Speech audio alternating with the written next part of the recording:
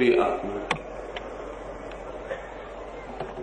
हमारी चर्चाओं का अंतिम दिन है और बहुत से प्रश्न बाकी रह गए। तो मैं बहुत थोड़े थोड़े में जो जरूरी प्रश्न मालूम होते हैं उनकी चर्चा करना चाहूँ। एक मित्र ने पूछा है कि कहा जाता है कि भारत का जवान राह खो बैठा है, उसे सच्ची राह पर कैसे लाया जा सकता। पहली तो ये बात ही झूठ है कि भारत का जवान राह खो बैठा है। भारत का जवान राह नहीं खो बैठा है। भारत के बूढ़ी पीढ़ी की राह अचानक आके व्यर्थ हो गई है और आगे कोई राह नहीं है। एक रास्ते पर हम जाते हैं और फिर रास्ता खत्म हो जाता है और खड्डा आ जाता है। आज तक हमने जिसे रास्ता समझा था वो अचानक समाप्त हो गया है और आगे कोई रास्ता नहीं। और रास्ता न हो तो खोने के सिवाय मार्ग क्या रह जाएगा। भारत का जवान नहीं खो गया है। भारत ने अब तक जो रास्ता निर्मित किया था, इस सदी में आकर हमें पता चला है कि वो रास्ता है ही नहीं। इसलिए हम बेराह खड़े हो गए। रास्ता तो तब खोया जाता है जब रास्ता हो और कोई रास्ते से भटक जाए। जब रास्ता ही न बचा हो तो किसी को भटकने के लिए जिम्मेवार नहीं ठहराया जा सकता। जवान को रास्ते पर नहीं लाना है, रास्ता बनाना है। रास्ता नहीं है आज, और रास्ता बन जाए तो जवान सदा रास्ते पर आने को तैयार है, हमेशा तैयार है। क्योंकि जीना है उसे, रास्ते से भटक के जी थोड़ी सकेगा। बूढ़े रास्ते से भटके तो भटक सकते, क्योंकि अब उन्हें जीना नहीं है। और सब रास्ते, भटके हुए रास्ते भी कब्र तक पहुंचा देते हैं। लेकिन जिसे जीना है वो भटक नहीं सकता, भटकना मजबूरी है उसकी। जीना है तो रास्ते पर होना पड़ेगा, क्योंकि भटके हुए रास्ते जिंदगी की मंजिल तक नहीं ले जा सकते।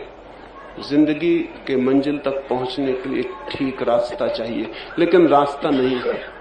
मैं इस बात पर जोर देना चाहता हूं कि युवक नहीं भटक गया है। हमने जो रास्ता बनाया था वो रास्ता ही विलीन हो गया, वो रास्ता ही नहीं है। अब आगे कोई रास्ता ही नहीं है। और अगर हम युवक वर्ग को ही गाली दिए चले जाएंगे कि तुम भटक गए हो, तो वो हम पे सिर्फ क्रुद्ध हो सकता है, क्योंकि उसे कोई रास्ता नहीं दिखाई पड़ रहा और आप कहते हैं भटक गए हो। हमने कुछ रास्ता बनाया था जो 20वीं सदी में आके व्यर्थ हो गया है।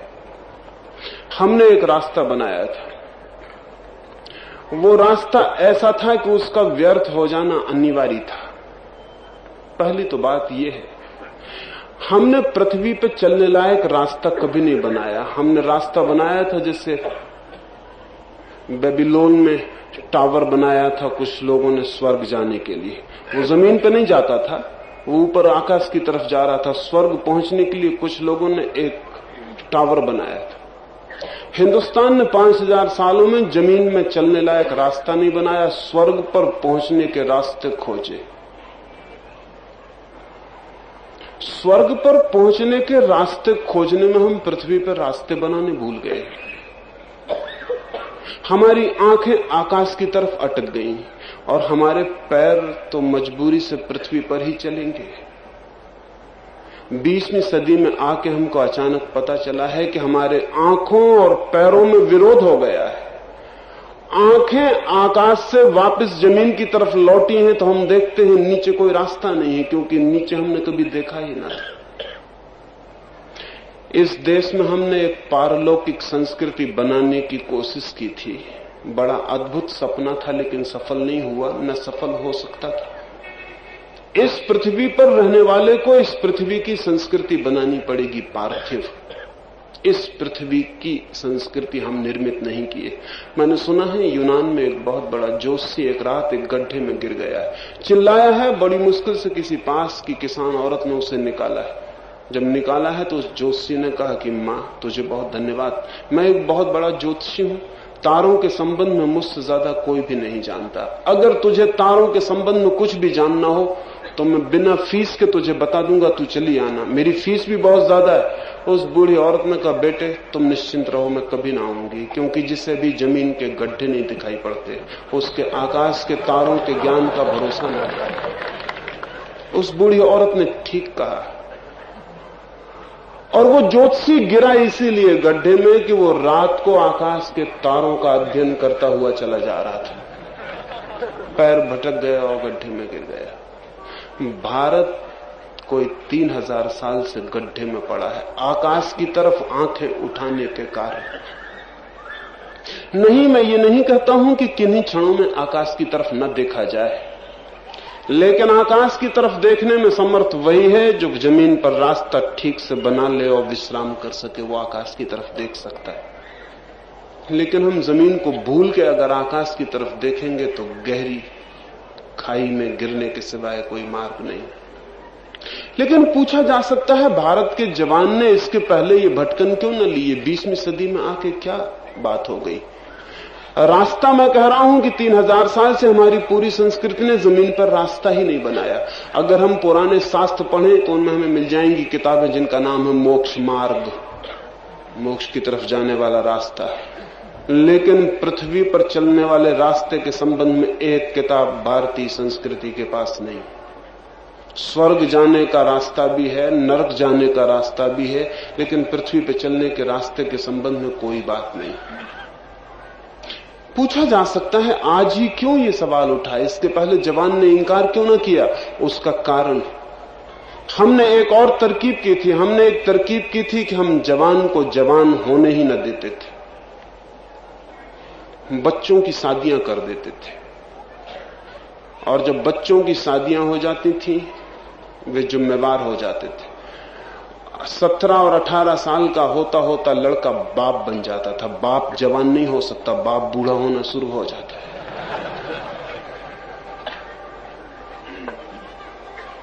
और जब कोई व्यक्ति बाप बन जाता है तो वो बूढ़ों की तरह सोचने लगता है। हिंदुस्तान में जवान भी नई घटना है, नया फिनोमेना है। हिंदुस्तान में जवान पहले कभी नहीं था। बच्चे थे और बूढ़े थे, और दोनों के बीच में हमने ऐसा तालमेल बिठाया था कि बीच की सीढ़ी को बिल्कुल ही गोल कर दिया था, उसका पता ही नहीं चलता था वो कहां है। 8 और 9 साल के बच्चे की शादी कर देंगे तो जवान कैसे पैदा होगा? जवान भी 20वीं सदी की घटना है, क्योंकि अब शादी होती 25 और 26 वर्ष में। बचपन चला जाता है 12, 13, 14 साल में। फिर 14 साल के बाद 10 साल का वक्त बचता है जब आदमी बच्चा भी नहीं होता और बूढ़ा भी नहीं होता। ये 10 साल का वक्त है जब वो युवा होता है। ये पीढ़ी पहली दफे पैदा हुई है। यंगर जनरेशन नई घटना है, ये कभी थी ही नहीं दुनिया में, और इसलिए उसके साथ नए सवाल आ गए। उस नई पीढ़ी ने पूछना शुरू किया है, उस नई पीढ़ी ने संदेह करना शुरू किया है। उस नई पीढ़ी ने कहा कि हमें पृथ्वी पर रहना है, ये स्वर्ग की बातें बंद करो, हमें जमीन पर रहने का रास्ता बताओ। और जमीन पर रहने का हमारे पास कोई रास्ता नहीं, इसलिए वो भटक गई। और अगर आज भारत की नई पीढ़ी पश्चिम का अनुकरण कर रही है तो मजबूरी में, क्योंकि हमारे बाप दादों ने उसके लिए कोई रास्ता नहीं बनाया, उसको मजबूरी में दूसरों की तरफ देखना पड़ रहा है। वो मजबूरी है, उसके लिए जवान को दोषी मत ठहराना। और अगर हमने देर की तो शायद हो सकता है हम सदा के लिए इमिटेटिव हो जाएं, सदा के लिए हम नकल करने लगे। हमें जल्दी करनी चाहिए और जमीन के रास्ते अपने बना लेने चाहिए ताकि हम अपने पैर पर खड़े हो सके। आज हमें हर चीज के लिए पश्चिम की तरफ देखना पड़ रहा है, हर चीज के लिए हमें उनकी तरफ आंख उठानी पड़ती है। और उसका कारण यह है कि हमारे पास कुछ भी नहीं है। सच ये है कि हमारे माँ बाप हमारे लिए वसीयत में सिवाय अध्यात्म के और कुछ भी नहीं छोड़ गए। अकेले अध्यात्म से जिया नहीं जा सकता, हाँ मरना हो तो मरा जा सकता है, अकेले अध्यात्म से जीना नहीं निकलता। और ध्यान रहे, अध्यात्म की उत्सुकता जवान की नहीं होती, आमतौर से बूढ़े की होती। क्योंकि जैसे आदमी मरने के करीब पहुंचता है वो विचार करने लगता है मरने के बाद क्या है। जवान पूछता है जिंदगी में क्या है, बूढ़ा पूछता है मरने के बाद क्या है। उनके सवाल अलग है, उनके जवाब अलग होंगे। हमारे सारे शास्त्र बूढ़ों के लिए लिखे गए हैं। कोई परीक्षित मरते समय सुनता है, वो बूढ़े के शास्त्र जो पूछ रहा है कि मरने के बाद क्या होगा, स्वर्ग होंगे, नरक होंगे, देवता होंगे, आत्मा बचेगी नहीं बचेगी, मैं कहां जाऊंगा नहीं जाऊंगा, वो मरते आदमी के शास्त्र। जिंदा आदमी जिसे जीना है उसके लिए हमने कौन सा शास्त्र निर्मित किया? इसलिए हम विज्ञान पैदा नहीं कर पाए। विज्ञान जवान का शास्त्र है, धर्म बूढ़े का शास्त्र है। तो हमारा जवान जरूर मुश्किल में है, बहुत कठिनाई में है। और मेरी अपनी मान्यता है करुणा योग्य है, क्रोध के योग्य नहीं, बहुत दया के योग्य है, क्योंकि उसको कोई वसीयत नहीं छोड़ गया। एक अर्थ में हमारा युवक अनाथ है। अनाथ इस अर्थों में कि उसकी जमीन की कोई वसीयत उसके पास नहीं, उसकी पुरानी पीढ़ियां उसके लिए जीने योग्य, जिंदगी से रस निकालने योग्य कोई भी तकनीक, कोई भी साइंस नहीं छोड़ गई। हाँ, उसे एक तरकीब बता गई कि अगर तुम्हें मरना हो तो मोक्ष जाने का रास्ता है। अभी वो मरना नहीं चाहता, वो जीना चाहता है, उसके लिए व्यर्थ है। इसलिए मंदिरों में मस्जिदों में जवान दिखाई नहीं पड़ता। हाँ, लड़कियों वगैरह के ख्याल से कोई जवान पहुंच गया हो, बात अलग है, लेकिन मंदिर और मस्जिद के लिए जवान नहीं जाता। वहां बूढ़े इकट्ठे हो रहे हैं। वहां बूढ़े क्यों दिखाई पड़ रहे हैं? उसका कारण है, उसका कारण है बूढ़े की उत्सुकता बदल गई। अब वो जिंदा रहने में उत्सुक नहीं है, अब वो ढंग से मरने में उत्सुक है। ठीक है, उसकी उत्सुकता गलत नहीं है, उसकी उत्सुकता की भी तृप्ति होनी चाहिए और उसके चिंतन को भी मार्ग मिलना चाहिए कि मृत्यु के बाद क्या है, लेकिन वो जवान का चिंतन नहीं है। तो हम कठिनाई में पड़ गए हैं, रास्ता नहीं, रास्ता बनाना पड़ेगा। कौन बनाएगा ये रास्ता? बड़ी जटिलता का सवाल है, क्योंकि बूढ़े विरोध में, वृद्ध पीढ़ी विरोध में और जवान पीढ़ी अनुभवहीन है। रास्ता कौन बनाएगा? रास्ता बनाने के लिए दो चीजों की जरूरत है, अनुभव की और शक्ति की। शक्ति जवान के पास है, अनुभव बूढ़े के पास। उन दोनों के बीच कोई तालमेल नहीं है। रास्ता बनेगा कैसे? रास्ता बनाने के लिए हिंदुस्तान की बूढ़ी पीढ़ी को जवान के प्रति सहानुभूतिपूर्ण होना पड़ेगा, अपने अनुभव से उसे सचेत करना पड़ेगा और जवान की शक्ति को नियोजित करना पड़ेगा। लेकिन बूढ़ी पीढ़ी निंदा में संलग्न है। वो सिर्फ निंदा कर रही है, वो सिर्फ गालियां दे रही कि सब बिगड़ गए। लेकिन ये कहने से कुछ फल नहीं होता। इससे अगर कोई बिगड़ भी गया हो तो उसे कोई सुधरने का मार्ग नहीं मिलता। अगर कोई ना भी बिगड़ा हो तो बार बार कहने से कि बिगड़ गया हो, उसके चित्त में बिगड़ने की दिशा पैदा होती नहीं। वृद्ध पीढ़ी को बहुत ही कीमती समय है ये कि वो अपने सारे अनुभव पर ध्यान देकर भारत के लिए नया रास्ता बनाने में युवक की शक्ति का नियोजन कर सके।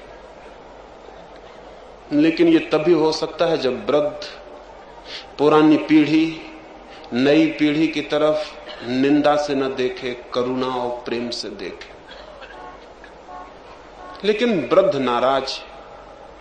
नाराज वो इसलिए है कि उसकी पुरानी सारी दुनिया अस्त व्यस्त हो गई। नाराजगी का कारण दूसरा है। नाराजगी का कारण युवक नहीं है, नाराजगी का कारण उसका अब तक का बनाया हुआ सारा ढांचा गिर गया है। जैसे मैं एक मकान बनाऊं और पूरा मकान गिर जाए और मैं अपने बेटे की पिटाई शुरू कर दूं। मेरा क्रोध तो उस मकान के गिर जाने के लिए। पुरानी संस्कृति का पूरा मकान गिर रहा है, गिर गया है। नाराजगी बेटे पर, और ऐसा लग रहा है कि ये बेटे मकान को गिराए दे रहे हैं। नहीं, मकान जैसा हमने बनाया था वो गिरने ही वाला था। हाँ, बेटों ने अब तक उसे सहारा दिया था क्योंकि बेटों को हम बहुत जल्दी बूढ़ा बना देते थे। अब बेटे उसको बचाने में सहायता नहीं दे रहे, गिरा नहीं रहे, सिर्फ बचाने में सहायता नहीं दे रहे। और बूढ़े हाथ कैसे किसी मकान को बचा सकते हैं? वो गिर रहा है, वो बेटों पर नाराज है। उस नाराजगी को छोड़ना पड़ेगा। और मेरी दृष्टि में अगर पिछली पीढ़ी नाराजगी को छोड़ दे तो नई पीढ़ी उसके प्रति आदर से भर सकती है। जो निंदा करे उसके प्रति आदर नहीं हो सकता। नई पीढ़ी का आदर नहीं है पुरानी पीढ़ी के प्रति, क्योंकि पुरानी पीढ़ी सिवाय निंदा के और कुछ भी नहीं कर रही। मैं एक घर में जाता हूं, जब भी जाता हूं वो सज्जन अपने लड़के को सामने लाके खड़ा कर देते, अपराधी की तरह। कहते हैं देखिए साहब, अभी कितनी उम्र है तुम्हारी? और मुंह सूंघिए सिगरेट की बास आ रही। अब उस लड़के को सामने खड़ा कर देते, वो आंख झुकाए हुए खड़ा है, अपराधी अनुभव कर रहा है, वो बाप का दुश्मन हुआ जा रहा है। बुढ़ापे में इस पिता को वो ठीक करेगा, छोड़ नहीं सकता है। ये इकट्ठा हो रहा है क्रोध। उन्होंने न मालूम कितनों के सामने उस लड़के को खड़ा किया होगा, भूल से मेरे सामने भी खड़ा कर दिया। मैंने उनसे पूछा कि लड़का सिगरेट अभी नहीं पिएगा तो कब पिएगा? उनका क्या कहते हैं आप? क्या कहते हैं आप? उस लड़के ने आंख उठा के मुझे गौर से देखा। पहला दफे एक आदमी आया जिसने सहानुभूति प्रकट की। वो लड़का रात मुझसे अलग से मिलने आया और उसने कहा, आप मुझे बताएं कि मैं सिगरेट कैसे छोड़ दूं। मैं भी परेशान हूं, लेकिन मेरे पिता इतने क्रुद्ध हैं कि मैं सिर्फ उनका क्रोध तोड़ने के लिए और उनके खिलाफ बगावत करने के लिए सिगरेट पिए चला जा रहा हूं। और मैं पीता रहूंगा, वो कितना इंकार करते हैं देखते हैं। चोरी से पीऊंगा, छिप के पीऊंगा, लेकिन मैं पीता रहूंगा। मेरे पास और कोई उपाय नहीं है इंकार करने का, तो मैं सिगरेट पी के डिनाई कर रहा हूं, अपने पिता को इंकार कर रहा हूं। लेकिन आपको कैसे इंकार करूं? आपने कहा कि ये उम्र है पीने की, तो मैं पूछने आया हूं, सच में सिगरेट पीने में कोई हर्ज नहीं है? मैं छोड़ना चाहता हूं, लेकिन मेरे पिता मुझे नहीं छोड़ने दे रहे हैं। पिताओं को पता नहीं है कि उनकी निंदा उनके बच्चों में उनके प्रति घृणा पैदा करती, सम्मान नहीं। फिर जब घृणा पैदा करती और आदर नहीं मिलता तो वे कहते हैं बेटे आदर नहीं दे रहे, नई पीढ़ी अनादर से भरी है। गलत है ये बात, मेरे अनुभव में ऐसा नहीं आया। सच तो यह है कि नई पीढ़ी बहुत आदर देना चाहती, लेकिन आदर योग्य लोग खोजने मुश्किल। नई पीढ़ी आदर देने को आतुर है, लेकिन न गुरु आदर योग मालूम पड़ता है, न पिता आदर योग मालूम पड़ता है, न मां आदर योग मालूम पड़ती। क्यों? क्योंकि पिता, मां और गुरु इस तरह के झूठ बोल रहे हैं जिनको बच्चे बहुत जल्दी आविष्कृत कर लेते। पिता बच्चों को समझा रहा है कि सिगरेट पीना बुरा है, और पिता खुद सिगरेट पी रहा है। कितनी देर तक ये बात छिपाई जाएगी? पिता बेटे को कह रहा है गाली देना बुरा है, और पिता खुद गालियां दे रहा है। और पिता बेटे को कह रहा है कि दूसरे की स्त्रियों को मां बहन समझना चाहिए, और पिता खुद नहीं समझ पा रहा है। ये लड़के इसको पता लगा लेते हैं, ये बहुत देर नहीं लगती। लड़के बहुत बुद्धिमान हैं, उनको दिखाई पड़ने लगता है कि क्या हो रहा है। ये जो सब उन्हें दिखाई पड़ता है तो आदर असंभव हो जाता है, उन्हें आदर योग्य कोई भी नहीं मिलता। मैं आपसे कहना चाहता हूं कि नई पीढ़ी पिता के कारण ही परमात्मा तक को मानने से इंकार कर रही, क्योंकि परमात्मा सदा परम पिता की तरह ही सोचा गया है। जब पिता धोखेबाज निकला तो परम पिता परम धोखेबाज हो सकता है।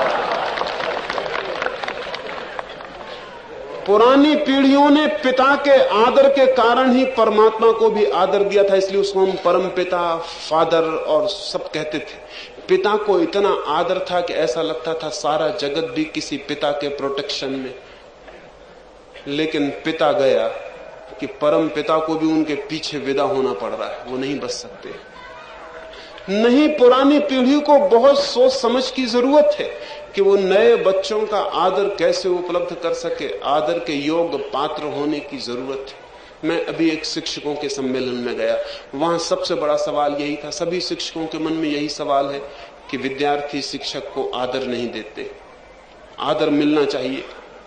पहली तो बात यह है कि आदर मांगने की इच्छा बहुत आदर योग्य नहीं है, क्योंकि जब मैं कहता हूं मुझे आदर मिलना चाहिए तभी मैं अपात्र और अनधिकारी हो जाता हूं। जो आदर मिलने योग्य है उसे आदर मिलता है, वो चाहता नहीं, वो मांगता नहीं। शिक्षक बहुत परेशान है, आदर मिलना चाहिए। असल में आदर मिलने चाहिए की आकांक्षा तभी पैदा होती है जब भीतर हम आदर योग्य नहीं रह जाते। उनमें से एक शिक्षक ने वहां कहा कि पुराने शास्त्रों में लिखा है गुरु को आदर दिया जाना चाहिए, मैंने उनसे कहा, आपने या तो शास्त्र को गलत पढ़ा होगा या शास्त्र में गलत लिखा होगा, फिर से शास्त्र लिखना पड़ेगा। उन्होंने कहा, क्या मतलब आपका? मैंने कहा, मैं ये नहीं कहता कि गुरु को आदर दिया जाना चाहिए, मैं कहता हूं जिसको आदर देना पड़ता है वो गुरु है। गुरु को आदर दिए जाने चाहिए का सवाल नहीं है, जिसे आदर देना पड़ता है वो गुरु है। हमें परिभाषा बदल लेनी पड़ेगी। जो आदर उपलब्ध कर लेता है वो गुरु है। गुरु को आदर देने का कोई सवाल नहीं है। गुरु कोई प्रोफेशन थोड़ी है, कोई धंधा थोड़ी है कि आदर देने की बात कोई मजबूरी कर दी जाए, कानून बना दिया जाए कि गुरु को आदर दो। वो एक प्रेम का हार्दिक नाता है। पिता भी अनादृत हुआ है, दुखी है, दुख स्वाभाविक है, लेकिन उसके कारण नहीं खोज रहा है। उसके कारण खोजेगा तो पाएगा कि अनादर के कारण अपने पास। अभी मैं एक घर में रुका, उनके पिता ने कहा कि मेरे लड़के को आप समझाइए, वो किसी लड़की के प्रेम में पड़ा हुआ है और मैं नहीं चाहता कि इस लड़की से संबंध हो। और मैं हैरान हुआ, क्योंकि ये जो पिता हैं इन्होंने भी प्रेम विवाह किया था। तो मैंने उनसे कहा, आप ये कह रहे हैं? तो उन्होंने कहा, हमारी बात और थी।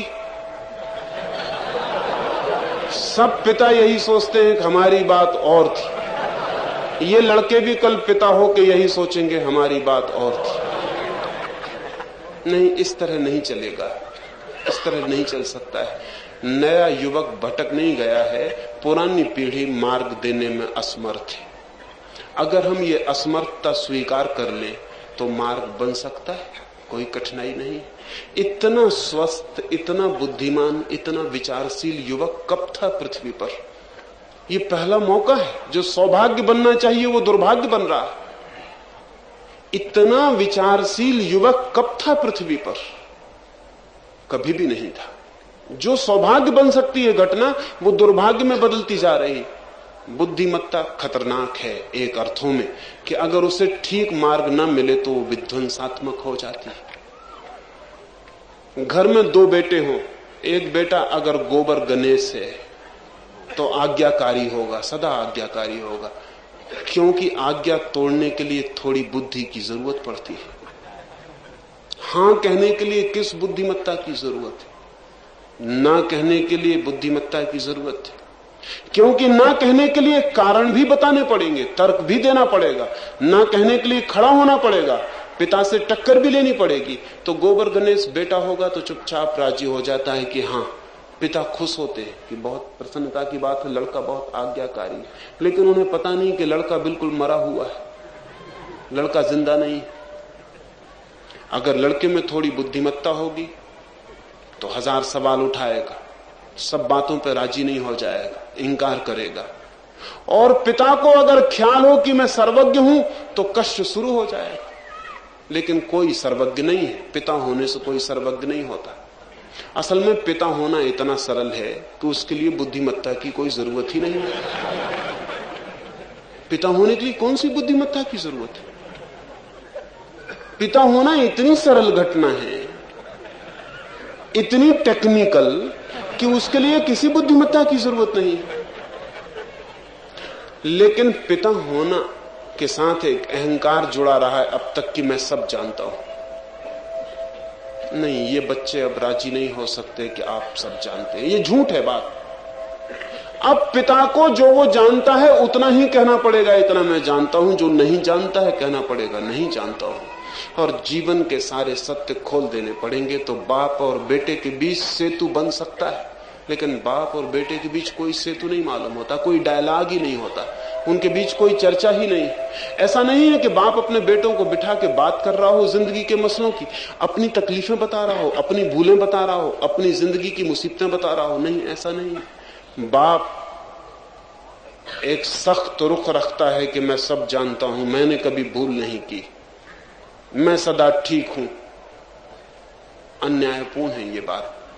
इससे बेटों से संबंध बनेगा नहीं, टूट जाएगा। और इसका रिएक्शन, प्रतिक्रिया ये होगी कि बेटे ये समझेंगे कुछ भी नहीं जानता है।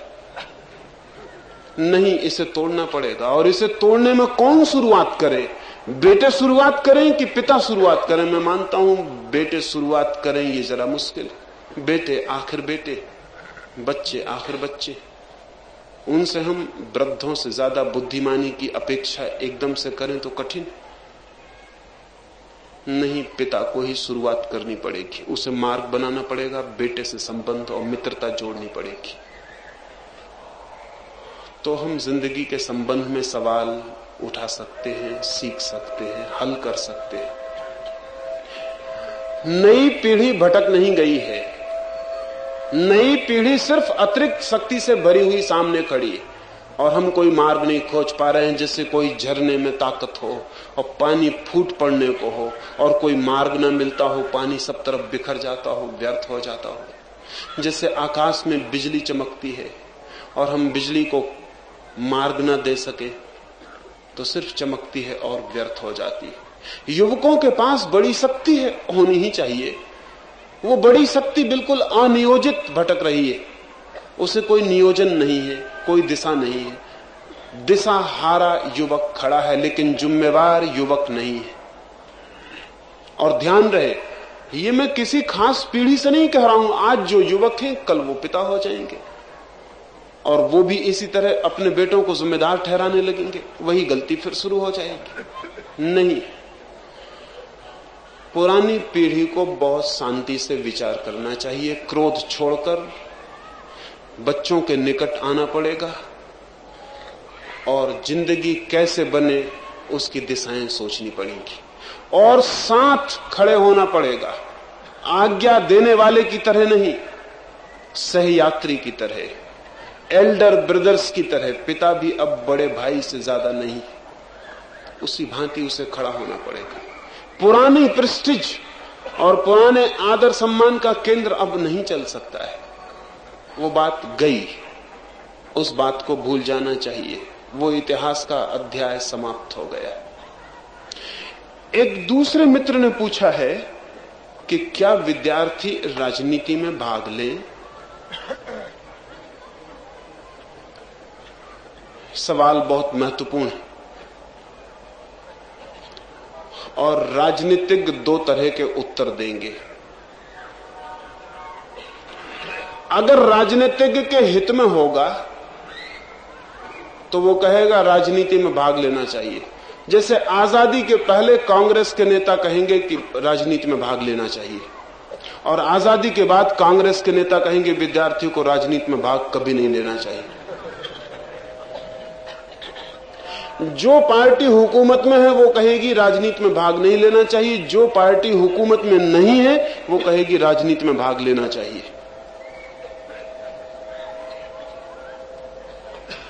राजनीतिज्ञ अपना हित देखकर चलता है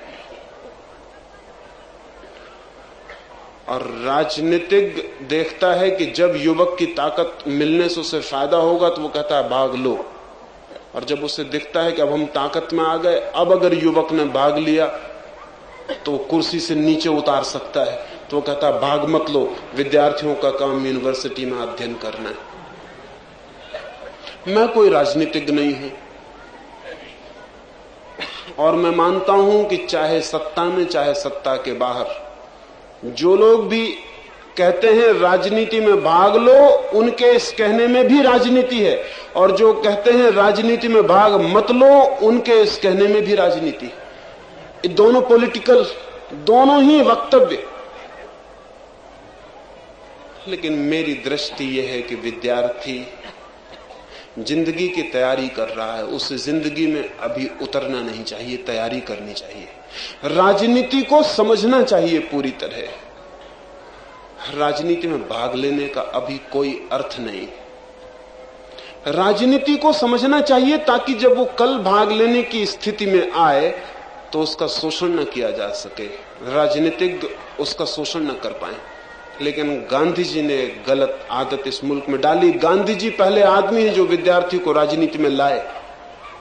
रविन्द्रनाथ ने विरोध किया था, लेकिन रविन्द्रनाथ की कौन सुनता, बल्कि रविन्द्रनाथ को लोगों ने देशद्रोही कहा कि यह आदमी देशद्रोही है। गांधी जी ने कहा कि विद्यार्थी छोड़ दें यूनिवर्सिटी कॉलेज और छोड़ के आजादी की लड़ाई में आ जाएं।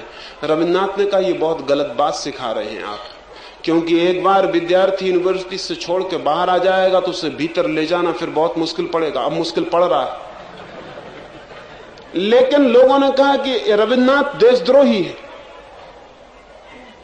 गांधी जी देश प्रेम की बातें कर रहे हैं, विद्यार्थी को अभी पढ़ने का वक्त नहीं। जब देश गुलाम है तो पढ़ाई कैसी? लड़कों को बाहर आ जाना चाहिए। लड़के बाहर आ गए और जब से वो बाहर आए हैं तब से उन्होंने भीतर जाने का नाम नहीं लिया। आजादी तो आ गई, अब वे भीतर नहीं जाते। अब वे लड़के ये कहते हैं कि अब हमें समाजवाद लाना है, कोई लड़का कहता है हमें साम्यवाद लाना है, कोई कुछ और कह रहा है। वो कह रहा है पढ़ना लिखना कैसा जब तक साम्यवाद ना आ जाए, जब तक समाजवाद ना आ जाए। अब पढ़ना लिखना कभी नहीं हो सकता है। एनी बिसेंट ने गांधी जी का विरोध किया तो एनी बिसेंट की सारी इज्जत खत्म हो गई। जनता बहुत अद्भुत है। एनी बिसेंट की सारी प्रतिष्ठा मिट्टी में मिल गई, क्योंकि उसने कहा कि ये बात गलत है। विद्यार्थी को विश्वविद्यालय के बाहर लाना बहुत महंगा काम है। आजादी के लिए लड़ने के लिए और कोई नहीं है, विद्यार्थी है सिर्फ। ये इतना बड़ा मुल्क, सिर्फ विद्यार्थी आजादी में लड़ने के लिए। लेकिन गांधी जी विद्यार्थियों को बाहर ले आए। असल में गांधी जी तो शिक्षा के विरोधी थे। उन्होंने अपने बेटों को पढ़ाया लिखाया नहीं, सबकी जिंदगी खराब की। उनके बड़े बेटे ने इसलिए बगावत की और उनके बड़े बेटे ने लिखा कि हमारी जिंदगी तुम खराब कर रहे हो। गांधी जी से उसने कहा कि तुम खुद तो पढ़ लिख गए हो और हमें पढ़ा लिखा नहीं रहो। तो गांधी जी कहते थे बुनियादी शिक्षा काफी। अब बुनियादी शिक्षा से एक आदमी ठीक अर्थों में आदमी ही नहीं बन सकता। बुनियादी शिक्षा का मतलब है अशिक्षित रहने का उपाय। बुनियादी शिक्षा का मतलब है चरखा चलाना सीख लो, तकली चलाना सीख लो, जूता सीना सीख लो, कपड़ा बुनना सीख लो, काम पूरा हो गया। फिर आइंस्टीन कैसे पैदा होगा, और फिर अणुशक्ति कौन खोजेगा, और चांद पे कौन पहुंचेगा। अभी तक चरखे पे बैठ के चांद पहुंचने का कोई उपाय तो निकला नहीं, लेकिन इतना काफी है। गांधी जी मानते थे शिक्षा की कोई जरूरत नहीं। गांधी जी समझते थे ये शिक्षा बहुत बड़ा रोग है। तो ठीक था कि उन्होंने लोगों को शिक्षा के बाहर ले आए और वो विद्यार्थी अब तक नहीं गए और हिंदुस्तान की प्रतिभा को भारी नुकसान पहुंच रहा है। मैं विद्यार्थियों से कहना चाहूंगा, उनके सामने सबसे बड़ा सवाल है देश की प्रतिभा में रोज नए चांद लगाना। देश की प्रतिभा कितनी निखरे, इसके लिए देश उनको 25 वर्ष तक भोजन की, कपड़े की सारी व्यवस्था कर रहा है। उनसे देश और कोई अपेक्षा नहीं करता, उनसे सिर्फ एक अपेक्षा करता है कि वो देश की प्रतिभा को ऊंचाइयों पर ले जाएं, गौरी शंकर तक पहुंचा दें, शिखरों को छुआ दें, दुनिया में कोई प्रतिभा उनसे आगे न हो। पूरा देश उनके लिए मेहनत करके इस आशा से 25 वर्ष सुरक्षित कर रहा है। और वे अगर राजनीतिक नेताओं के पीछे नारेबाजी में लगे हैं और झंडे लेके जय जयकार कर रहे हैं, तो वे देश के साथ बहुत नुकसान की बात कर रहे हैं और अपने साथ भी नुकसान की बात कर रहे हैं। मैं विद्यार्थियों के राजनीति में भाग लेने का एकदम विरोधी हूं। इसलिए विरोधी हूं कि विद्यार्थी का मतलब ही खत्म हो जाता है। हाँ, विद्यार्थी राजनीति समझे और ठीक से समझे, ताकि कल जब वो 25 साल का होकर यूनिवर्सिटी के बाहर आए और जिंदगी में उतरे तो उसे कोई 2 कौड़ी के आदमी राजनीति में धोखेबाजी न कर सके, कोई भी मुल्क के ऊपर हावी न हो सके। लेकिन जो हुकूमत में नहीं है वे राजनीतिक उसको कहते रहेंगे कि राजनीति में आओ, उसे लगाते रहेंगे। आखिर उनकी इतनी आतुरता विद्यार्थी के प्रति क्यों? उसका कारण है कि विद्यार्थी शक्ति का स्रोत है। विद्यार्थी जिसके साथ खड़ा हो जाए, वो गलत हो कि सही, उसके पास शक्ति उपलब्ध हो जाती। इसलिए जवान का शोषण हमेशा किया जाता रहा। चाहे कोई भी मूवमेंट हो, आंदोलन हो, जवान को पकड़ने की कोशिश की जाती है। हिटलर ने नाजी पार्टी बनाई तो उसने दूसरों की फिक्र न की, वो छोटे छोटे बच्चों और जवानों के पास गया, उसने उनको पकड़ने की कोशिश की। क्योंकि कल वो जवान होंगे, कल उनके हाथ में ताकत आ जाएगी और फिर उनके द्वारा सब कुछ करवाया जा सकता है। सब राजनीतिज्ञ उत्सुक हैं युवकों में, लेकिन युवकों को राजनीतिज्ञों में उत्सुकता बिल्कुल छोड़ देनी चाहिए। हाँ, राजनीति में उत्सुकता लेनी चाहिए, लेकिन इस हिसाब से कि हम समझ पाए। भाग लेने का कोई सवाल नहीं है। भाग लेने का वक्त आएगा, इतनी जल्दी भी क्या है। वो भाग लेने का वक्त जल्दी आ जाएगा। उसके पहले बुद्धि परिपक्व हो, हम ठीक से समझ पाए देश का हित क्या है, अहित क्या है, जगत की व्यवस्था क्या है, कुछ भी हम नहीं समझ पा रहे।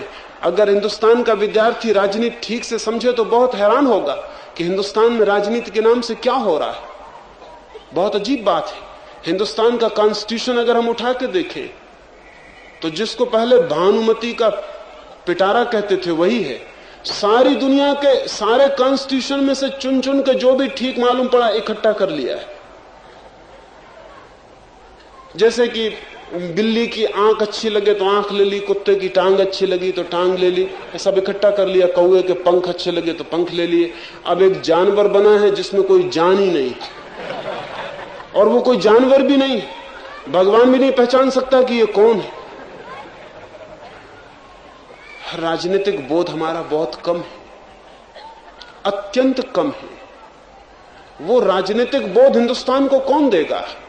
हिंदुस्तान में आने वाली पीढ़ी अगर राजनीति को ठीक से समझती है तो वो बोध पैदा होगा। कैसा दुर्भाग्य है कि एक राजनीतिक पार्टी खड़ी होती है तो चुनाव चिन्ह पर भी जीत जाती। चिन्ह बहुत महत्वपूर्ण है।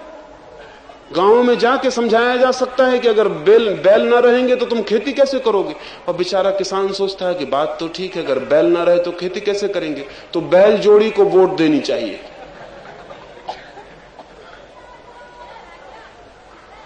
जहां राजनीतिक चेतना इतनी कम है वहां हिंदुस्तान के युवकों को राजनीतिक चेतना में ठीक निष्णात होने की जरूरत है। राजनीति में भाग जितने जल्दी आप लेंगे उतने अपरिपक्व होंगे। रुके, अध्ययन करें, पहचानें, समझें, चारों तरफ की जिंदगी को देखें, दुनिया का इतिहास देखें, दुनिया की आज की व्यवस्था देखें और सोचें कि इस देश के लिए हमें क्या करना है। कल वक्त आएगा, उसके लिए तैयार हो जाएं। लेकिन अगर आज आप कूद जाते हैं तो सिर्फ आपका शोषण होगा और कुछ भी नहीं हो सकता है। विद्यार्थी राजनीति में भाग लें, ये देश का दुर्भाग्य ही हो सकता है, सौभाग्य नहीं। लेकिन राजनीतिज्ञ चाहते, कुछ चाहते हैं कि भाग लो, कुछ चाहते हैं कि मत लो। लेकिन वे दोनों की राजनीतिक चालें हैं। जो आज कहता है मत लो, अगर कल अपदस्थ हो जाएगा तो वो कहेगा लो, और जो आज कहता है राजनीति में भाग लो, कल अगर हुकूमत में पहुंच जाएगा वो कहेगा बस अब ठीक, काम पूरा हो गया, अब तुम पढ़ने जाओ, अब तुम्हारी कोई जरूरत नहीं है। नहीं, इन दोनों राजनीतिज्ञों से सावधान हो जाने की जरूरत है। हिंदुस्तान को राजनीतिज्ञों से सावधान होना ही पड़ेगा, अन्यथा हिंदुस्तान का राजनीतिक हिंदुस्तान को रोज नरक में ले जाएगा। वो यात्रा करवा रहा है। 20 साल में उसने बड़ी कुशलता से ये कार्य किया है। आगे भी वो अपनी कुशलता बढ़ाए चला जा रहा है। मुल्क को नरक में ले जाने के लिए उसकी कुशलता बढ़ती चली जा रही है। कौन इसे रोकेगा? असल में हम इतने दिन गुलाम थे कि हमारा कोई राजनीतिक बोध, पॉलिटिकल कॉन्शियसनेस नहीं है, इसलिए हम नारेबाजी से जीते। नारा पकड़ जाए बस फिर बात खत्म हो जाती। फिर हम बहुत गहरे कारणों में नहीं उतरते कि क्या कारण होगा, क्या करने से हित होगा, अहित होगा, वो सब हम नहीं सोचते। हिंदुस्तान आजाद हुआ, अगर हम में राजनीतिक चेतना होती तो जो लोग जेल गए थे, आजादी की लड़ाई लड़ी थी, झंडा उठा के क्रांति की थी, हम कभी भी उनके हाथ में सत्ता न देते। क्योंकि जेल जाना एक तरह का क्वालिफिकेशन है, सत्ता में होना बिल्कुल दूसरी तरह की योग्यता चाहिए। जेल जाना योग्यता नहीं है सत्ता में होने की। लेकिन हमने कहा कि जो जेल गए हैं वो महान है, बिल्कुल निश्चित महान है, लेकिन जेल जाने में महान है। उनको सत्ता देना खतरनाक भी हो सकता है। जो आदमी जिंदगी के 20 साल जेल में गुजारा, उसके हाथ में राजनीति की पूरी बागडोर सौंप देनी महंगी पड़ सकती, और महंगी पड़ी। इंग्लैंड में एक चेतना है राजनीति की। मुल्क युद्ध में गया, चर्चिल को उन्होंने बुला लिया कि आ जाओ संभाल लो, क्योंकि वो जानते हैं कि युद्ध में चर्चिल कुशल है। युद्ध खत्म हुआ, फिर उन्होंने नहीं कहा कि चर्चिल हमारे राष्ट्रपिता हैं, अब इनको हम कभी ना छोड़ेंगे, अब तो तुम रहो। युद्ध खत्म हुआ, उन्होंने चर्चिल को ऐसे विदा कर दिया कि जैसे पता ही ना चला कि चर्चिल ने कुछ बड़ा काम किया हो। चर्चिल ने इतना बड़ा काम किया जिसका कोई हिसाब लगाना मुश्किल है, लेकिन चर्चिल को चुपचाप विदा कर दिया, क्योंकि जो युद्ध में योग्य था वो कोई राष्ट्र के निर्माण में योग्य होगा ये जरूरी नहीं। हिंदुस्तान में एक राजनीतिक बोध नहीं है। अगर एक आदमी ने जाके मजदूरों के पैर दबाए, कोढ़ियों की सेवा की, तो बहुत अच्छा काम किया, उनके फोटो छापो, उनको भारत रत्न की पदवियां दे दो, लेकिन कृपा करके उनको सत्ता मत दे देना, एजुकेशन मिनिस्टर मत बना देना, उपद्रव कर देंगे, वो उपद्रव हो ही जाएगा। ऐसी हालत है इस वक्त देश में कि जिनका शिक्षा से कोई संबंध नहीं है वो शिक्षा मंत्री, जिन्होंने कभी किचन में पैर नहीं रखा वो खाद्य मंत्री बने हुए, मतलब नहीं, जिन्होंने कभी सोचा नहीं कि भोजन क्या बला है वो खाद्य मंत्री होंगे। क्यों? उनकी योग्यता यह है कि वो 10 दफा जेल में गए। कुछ समझ में नहीं आता। 10 दफे जेल में जाने से किसी को डॉक्टर बनाइएगा, 10 दफे जेल में जाने से कोई सर्जन बन जाएगा, लेकिन 10 दफा जेल में जाने से वो मंत्री बन सकता है। मंत्री क्या सबसे अयोग्य काम है? इसके लिए कोई योग्यता की जरूरत नहीं। इस वक्त हिंदुस्तान में अगर चपरासी भी होना हो तो एक विशेष योग्यता की जरूरत है, लेकिन प्रधानमंत्री भी मुल्क का होना हो तो किसी योग्यता की कोई जरूरत नहीं। सबसे अयोग्य काम जिसके लिए शिक्षित होने की, योग्य होने की, किसी तरह के विशेष ज्ञान की कोई जरूरत नहीं है, वो राजनीति। इसलिए राजनीति अशिक्षित, अयोग्य, जो कुछ भी ना कर सके, सब तरह से पंगु, बुद्धिहीन, उन सबका धंधा बन गया, उनका अड्डा वहां खड़ा हो गया। इससे मुल्क को बचाना पड़ेगा। आज अजीब हालत है। जो सोच सकते हैं, विचार सकते हैं, उनकी कोई आवाज नहीं है। जो जोर से चिल्ला सकता है, मुक्का पटक के टेबल बजा सकता है, 10-5 आदमियों को किसी भांति राजी कर सकता है अपने को कि ये बाबूजी हैं, नेताजी हैं कहने के लिए, वो आदमी जीत जाएगा, वो मुल्क में ताकत में पहुंच जाएगा, वो फिर बैठ जाएगा वहां। और एक अजीब जाल है जो बहुत हैरान करने वाला है। दिल्ली में मैं होता हूं तो देख के बड़ी हैरानी होती, बड़े नेताओं से मिलना होता है तो बड़ी हैरानी होती कि नेता का बड़ा होना क्या जरूरी रूप से बुद्धि का छोटा होना होता है? शरीर तो जरूर नेताओं के बड़े हो गए और शरीर फैलते ही जा रहे हैं, अत्यंत कुरूप और बेढंगे होते चले जा रहे हैं, लेकिन बुद्धि भीतर सिकुड़ती जा रही है, बुद्धि का कोई पता नहीं चलता। एक बड़े नेता के घर में मैं मेहमान था, वो मेरे साथ यात्रा कर रहे थे, फिर कहीं हम रुके थे तो सुबह सुबह दूध घर वालों ने पूछा, तो उन्होंने कहा कि मैं गाय का ही दूध पीता हूं, भैंस का नहीं पीता। मैंने कहा क्या हुआ? उन्होंने कहा भैंस के दूध पीने से बुद्धि खराब हो जाती। तो मैंने कहा उसके लिए कम से कम बुद्धि होनी तो चाहिए, तभी खराब हो सकती है। आप निष्फिक्र पियो, आपको कोई पीने में डर नहीं होना चाहिए, कोई डर की जरूरत नहीं। मगर आप हंसे, वो हंसे भी नहीं, तो उसके लिए भी समझने की बुद्धि चाहिए। वो मुझे मुंह बाके देखते रह गए कि मैं क्या कह रहा हूं। एकदम बुद्धिहीन नेतृत्व मुल्क के ऊपर बैठ रहा है, कौन उसे अलग करेगा? आने वाले 10 वर्षों में देश की राजनीतिक चेतना विकसित हो तो यह हो सकता है। स्पष्ट रूप से राजनीतिक चेतना विकसित होनी चाहिए। बहुत हैरानी का मामला हुआ है, लेकिन चारों तरफ घटित हो रहा है, और इसे कैसे रोका जाए? युवकों को राजनीति में भाग नहीं लेना चाहिए, लेकिन राजनीति पर गहरी नजर रखनी चाहिए, समझना चाहिए, पहचानना चाहिए, अध्ययन करना चाहिए।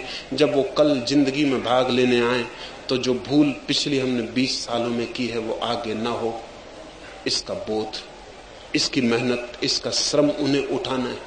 लेकिन अगर वे नारेबाजी में लगे और नेताओं के स्वागत करने में लगे और बाजार में शोरगुल मचाने में लगे और वोट देने और दिलवाने में लगे, तो ये राजनीतिक बोध कौन विकसित करेगा? नहीं, फिर ये नहीं हो सकेगा। देश के युवक के सामने बड़ा सवाल है राजनीतिक चेतना को देश में उन्नत करने का। वो हमारी बिल्कुल नहीं है। 1000 साल तक गुलाम रहने का परिणाम है कि हमने राजनीतिक बोध खो दिया। हम धीरे धीरे यही कहने लगे कुछ भी हो हमें क्या मतलब है, अपना खाना पीना कपड़ा लत्ता सब ठीक है, बाकी जो हो रहा होने दो। कोई नृप होए हमें कहानी, हमारा ऐसा भाव होता चला गया, कोई भी हो होता रहे। अब ये नहीं चल सकता, क्योंकि अब सारी देश की जिंदगी हमारे निर्णय पर निर्भर है, और हम निर्णय लेने वाले कितने बुद्धिमान हैं इस पर देश का भविष्य निर्भर है।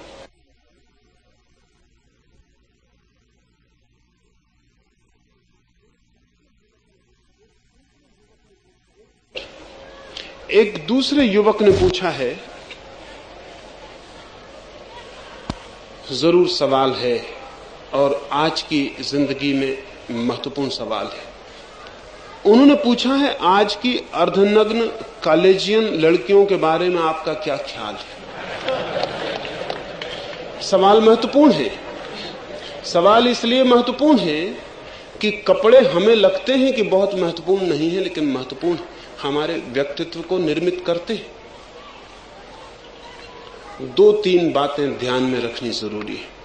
पहली बात तो यह ध्यान में रखनी जरूरी है कि जैसे जैसे शरीर स्वस्थ होता है और अनुपात में आता है, सुंदर होता है,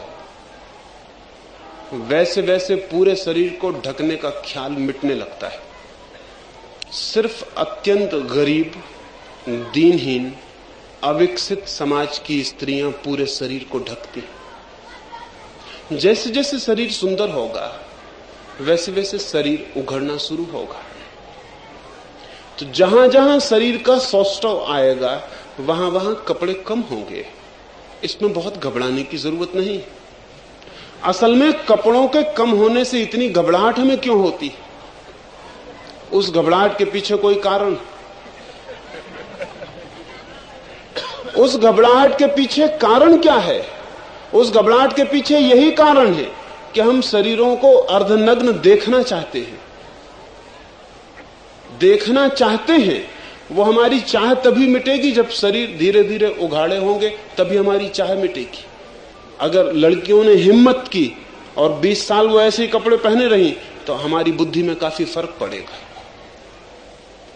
लेकिन सभी लड़कियों के लिए छोटे कपड़े, कम कपड़े सुंदर नहीं है, काव्यपूर्ण नहीं है। और कुछ स्त्रियां भी लड़कियां बनने की कोशिश करती हैं, तब जरा मुश्किल हो जाती है।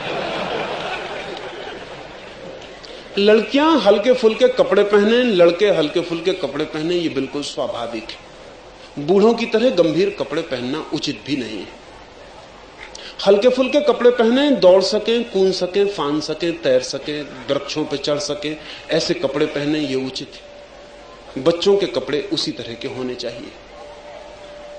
लेकिन जब रोग चलना शुरू होता है तो उसका पता नहीं चलता वो कहां पहुंच जाता है। अब भारी भरकम मोटी स्त्रियां सड़कों पर ऐसे कपड़े पहने चली जा रही हैं जैसे वो छोटी लड़कियां। उन्हें देख के बहुत बेहुदा मालूम होता है, बहुत असंस्कृत मालूम होता है। इसलिए नहीं कि शरीर पर चुस्त कपड़े सदा बुरे मालूम पड़ते, लेकिन शरीर भी चुस्त कपड़ों के योग्य तो होना चाहिए। अब हमारे नेता हैं, वो भी हमारी मोटी स्त्रियों से कम नहीं है, चुस्त कपड़े वो भी पहने हुए। नेता पेट तो बहुत बड़ा हो रहा है, चूड़ीदार पजामा पहने हुए, ऊपर से वो कोट पहने हुए, वो चुस्त पजामा पहने खड़ा हुआ है, उसको देखो। तो अब कोई कार्टून बनाने की जरूरत नहीं, फोटो उतार लेना काफी। बेहूदी है वो बात, बिल्कुल बेहूदी है। कपड़ों की अपनी शालीनता है और प्रत्येक तल पर कपड़ों का अपना उपयोग है। एक गंभीर आदमी अगर चुस्त कपड़े पहने तो ठीक नहीं मालूम पड़ता, क्योंकि ढीले कपड़ों की एक अपनी गौरव गरिमा है। चुस्त कपड़ों का एक हल्कापन है। छोटी छोटी चीजों का अर्थ है। अगर आपको चुस्त कपड़े पहना दिए जाएं तो आपकी चाल में तेजी आ जाएगी। आप सीढ़ियों पर 2 सीढ़ियां एक साथ चढ़ जाएंगे, और अगर आपको ढीले कपड़े पहना दिए जाएं आप 2 सीढ़ियां इकट्ठी कभी नहीं चढ़ेंगे, आप एक एक सीढ़ी चढ़ेंगे। सड़क पर आप आहिस्ता से चलेंगे। कपड़े ढीले होंगे तो एक गंभीरता लाते हैं, लेकिन गंभीरता की एक उम्र है और गंभीरता के अपने आयाम है। कपड़ों की चुस्ती एक बात लाती है। अगर हम मिलिट्री में लोगों को ढीले ढाले कपड़े पहना दें, साधु सन्यासियों के वस्त्र पहना दें, तो फिर लड़ाई झगड़ा नहीं हो सकता। फिर लड़ाई झगड़े के लिए उपाय नहीं है, वो उसके लिए चुस्त कपड़े चाहिए। बंधे हुए कपड़े चाहिए। शरीर और कपड़े में फासला ना रहे, ये पता ही ना चले कि कपड़ा कोई बाधा दे रहा है, वैसे कपड़े चाहिए। लड़कियां युवक चुस्त कपड़े पहने बुरा नहीं, लेकिन चुस्त कपड़े पहनने की दृष्टि पर जरूर विचार करना चाहिए कि क्या दृष्टि होगी चुस्त कपड़े पहनने की। चुस्त कपड़ा पहनने का एक हल्कापन है, ताजगी है, गति है, तीव्रता है, श्रम करने की सुविधा है, ये ठीक है। लेकिन अगर चुस्त कपड़े का केवल अर्थ सेक्सुअल एक्सप्रेशन है, अगर केवल यौन अभिव्यक्ति है, तो बात जरा बेहूदी है। लेकिन है, वो बात भी है, और वो बात इसीलिए है कि हम चीजों को सीधे नहीं लेते, तो हमको उल्टे रास्ते से लेना पड़ता है। अब एक स्त्री रास्ते से गुजरती हो, चुस्त कपड़े पहनेगी, लेकिन अगर आप उसको गौर से देखें तो नाराज होगी, और कोई पूछे कि फिर इतने चुस्त कपड़े पहन के वो इस रास्ते से निकली किस लिए? वो निकली इसलिए कि आप गौर से देखें। अब बड़ा कंट्राडिक्टरी मामला हो गया। अगर कोई ना देखे तो दुखी घर लौटेगी, अगर कोई देखे तो नाराज होगी, तब मुश्किल की बात हो गई, तब कठिनाई की बात हो गई। अगर कॉलेज में एक लड़की पढ़े और कोई उस पर कंकड़ ना फेंके तो भी दुख होता है, अगर कंकड़ फेंके तो भी दुख होता है।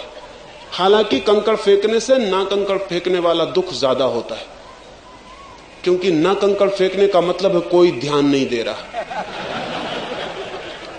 कंकड़ इतनी चोट कभी नहीं पहुंचाता जितना कोई ध्यान ना दे तो चोट पहुंचती। ये भी स्वाभाविक है, दूसरे का ध्यान हमारे ऊपर पड़े, ये कुछ अस्वाभाविक नहीं है, ये बिल्कुल स्वाभाविक है। आदमी एक सामाजिक प्राणी, वो दूसरों की आंखों में भी देखना चाहता है, लोग हमें प्रेम करें, पसंद करें, चाहें, ये बिल्कुल स्वाभाविक है। उनकी चाहे के योग हम हो, ये भी बड़ा स्वाभाविक है। एक बहुत अद्भुत घटना मुझे याद थी। गांधी जी रविन्द्रनाथ के पास मेहमान थे, सांझ को घूमने निकलते थे, तो रविन्द्रनाथ ने कहा कि रुकिए मैं थोड़े बाल बनाऊं। अब बूढ़ा आदमी बाल बनाए, गांधी जी की समझ के बिल्कुल बाहर। उन्होंने कहा बाल, लेकिन रविन्द्रनाथ से कुछ कह भी ना सके। कोई और होता तब तो वो उपदेश देते, लेकिन रविन्द्रनाथ को उपदेश देना जरा मुश्किल था। रविन्द्रनाथ जब तक जा भी चुके थे, 10 मिनट बीत गए, 15 मिनट बीत गए, गांधी जी का गुस्सा बढ़ता चला गया।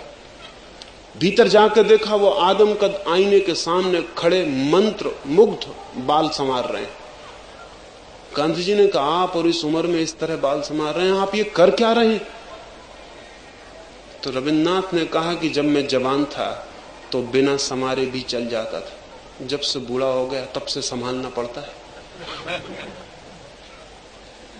और फिर मैं सड़क पर निकलूं और किसी को असुंदर मालूम पड़ूं तो भी मैं मानता हूं मैंने दूसरे को दुख पहुंचाया, वो मेरे दृष्टि में हिंसा ही है।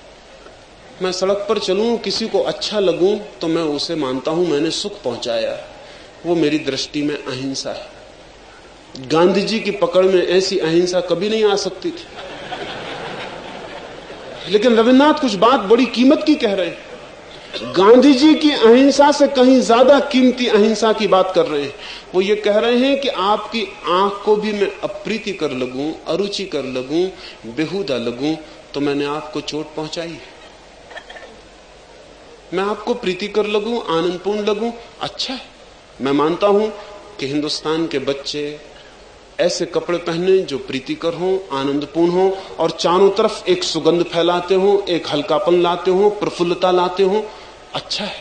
हिंदुस्तान बहुत दिन से गंभीर है, इसकी गंभीरता तोड़नी, इसे थोड़ा हल्का फुल्कापन लाना है, ये थोड़ा हंस सके, मुस्कुरा सके, ये जिंदगी में थोड़ा रस ले सके, ऐसी स्थिति पैदा करनी है, इसमें बुरा नहीं है। लेकिन प्रत्येक व्यक्ति को अपने कपड़े कन्फर्मिटी से नहीं चुनने चाहिए। चूंकि सभी लड़कियां चुस्त कपड़े पहने हैं, इसलिए बाकी लड़कियों को भी चुस्त कपड़े पहनने हैं, तो फिर मूढ़ता हो जाती। सभी लड़के चुस्त पजामे पहने हैं या पैंट पहने हैं, तो बाकी को भी पहनने हैं, तो मूढ़ता हो जाती। प्रत्येक व्यक्ति को अपने व्यक्तित्व के अनुकूल कपड़े चुनने चाहिए। हर व्यक्ति का अपना व्यक्तित्व है, उसे अपने ढंग से सोचना चाहिए। अगर सारे लोग एक से कपड़े पहनने लगे तो यह भी एक बुद्धिहीनता का सबूत है, क्योंकि इस बात की खबर है कि हम अपने कपड़े भी इन्वेंट नहीं कर सकते। और हम इन्वेंट क्या करेंगे? हम अपने कपड़े भी नहीं खोज सकते कि मेरे लिए क्या सुखद है, क्या आनंदपूर्ण, मुझे क्या अच्छा है, वो मुझे खोजना चाहिए। लेकिन ये मैं मानता हूं कि इधर कपड़ों के संबंध में हमारी रुचि में परिवर्तन हुआ है, और शुभ है परिवर्तन, क्योंकि कपड़े उदासी से थोड़े मुक्त हुए हैं, थोड़े प्रफुल्लता के निकट आए हैं। लेकिन हमारी जो दृष्टि है पुरानी घूर घूर के देखने की, उसके लिए बड़ी मुसीबत हो गई, उसके लिए बड़ी अड़चन आ गई। अगर एक स्त्री बुर्का ओढ़ के जाती हो तो घूरने में बड़ा आनंद आता है, क्योंकि घूरने के लिए बड़ा उपाय रहता है। टांगे के चारों तरफ घूमा जा सकता है, झांका जा सकता है। अब एक स्त्री सीधे साधे कपड़े पहने बैठी हुई उघड़ी ही, अब उसको घूर कर देखना मुश्किल हो जाता है। उसको घूर कर देखो तो अभद्रता मालूम होती है। बुर्का घूरने को सुविधा देता है। क्या आपने कभी ख्याल किया कि हम ऐसे लोगों को लुच्चा कहते हैं? लुच्चे का मतलब होता है घूर कर देखने वाला। लुच्चा संस्कृत में लोचन आंख को कहते हैं। आलोचक कहते हैं जो खूब सोच विचार के किसी चीज को देखता है। लुच्चा उसको कहते हैं जो देखते ही चला जाता है, आंख हटाता ही नहीं। लुच्चे का मतलब है स्टेयरिंग, एकदम देखते चले जाना। लुच्चे को बड़ी तकलीफ हो गई, क्योंकि अब घूरने को, बहुत देर देखने को कुछ बचा नहीं, चीजें साफ हो गई। जितनी चीजें साफ हो जाएंगी उतने लुच्चे विदा हो जाएंगे। चीजें साफ हो जानी चाहिए। अच्छा समाज शरीर के सौष्ठव अनुपात के प्रति भी रस लेता है। अच्छा समाज शरीर को भी फूल की तरह सुंदर मानता है। शरीर को अस्वीकार नहीं करता, शरीर के आनंद को भी स्वीकार करता है। लेकिन हमारे देश ने हजारों साल से शरीर को अस्वीकार किया है। यहां शरीर को गंदा रखना अध्यात्म है। यहां शरीर को बीमार और पीला बना देना स्वर्ग जाने का उपाय है। यहां ऐसे साधु हैं जो स्नान नहीं करते, ऐसे साधु हैं जो दतुन नहीं करते, ऐसे साधु हैं जो हाथ का मैल नहीं छुड़ाते।